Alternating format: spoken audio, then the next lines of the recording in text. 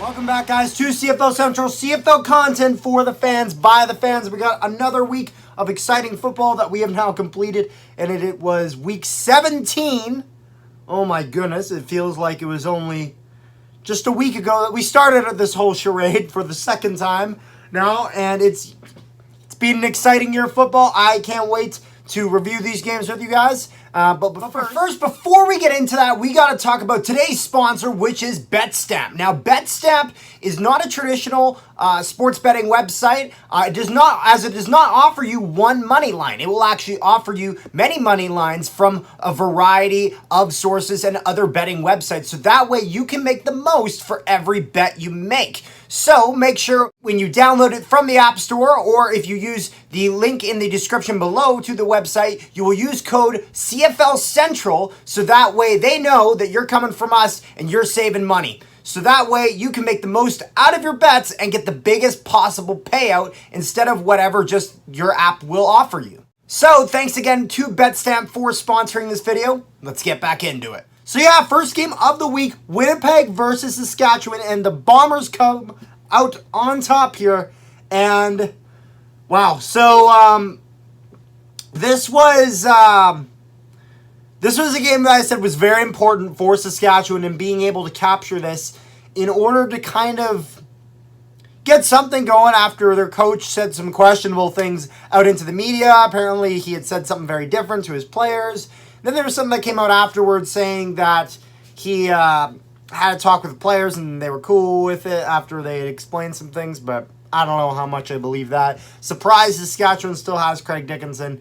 They needed a big game here, and they didn't quite get what they were looking for, as the Bombers have put up another very, very strong performance. Dalton Schoen would get, like, I think it's his 8th straight game with a touchdown or something like that. It was just...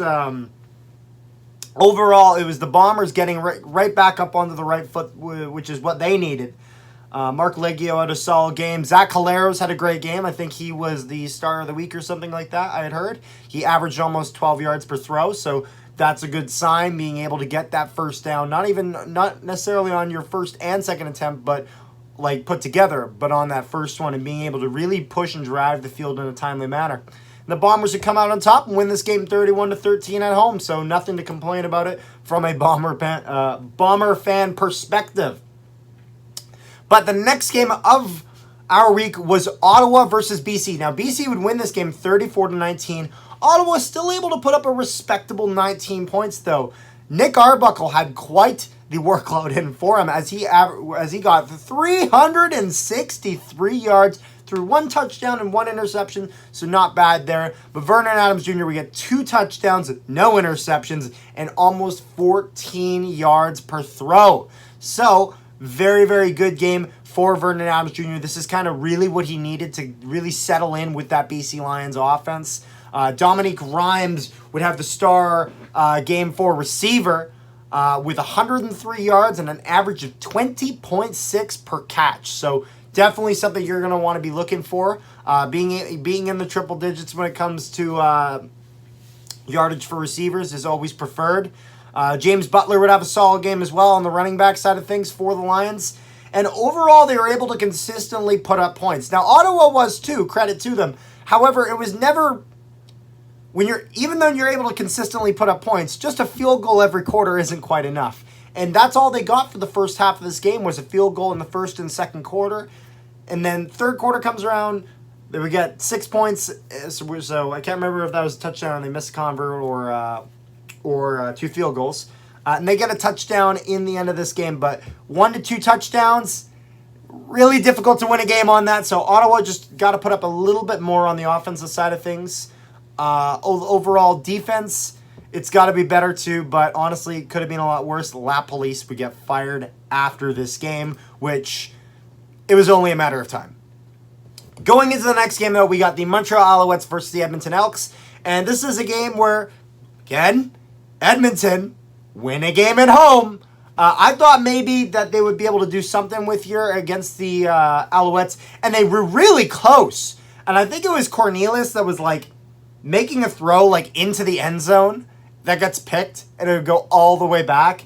Pick six, and I believe that was the game winner. Yep. Returned 100 yards, intended for Dylan Mitchell. Wow, that's crushing. And then Trevor Harris would get a 2-point convert and would be successful. So Edmonton closer than ever to finally getting that win, and they couldn't get it. And that just, man, I feel bad for Elks fans, especially since they had this. They had this game. They really could have done something with it. And one bad play. One bad play threw that all away. So what have we learned? You guys want to dig yourselves out of this hole. You guys need to really play really consistent game and have a decent lead at the end of the game, not just being tied with good momentum.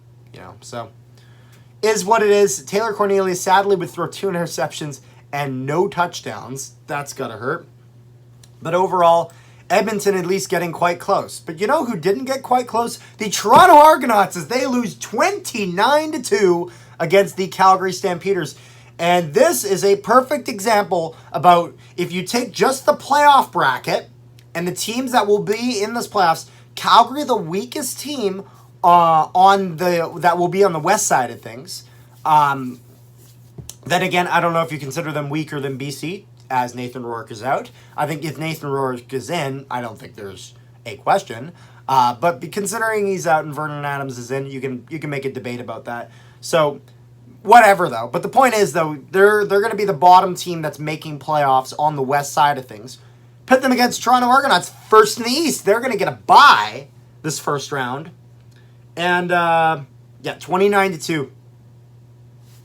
That's quite a statement game. Toronto not even going to be able to get a field goal. This is a absolute offensive catastrophe for Toronto. I mean, defensively this is bad, but offensively this is horrible.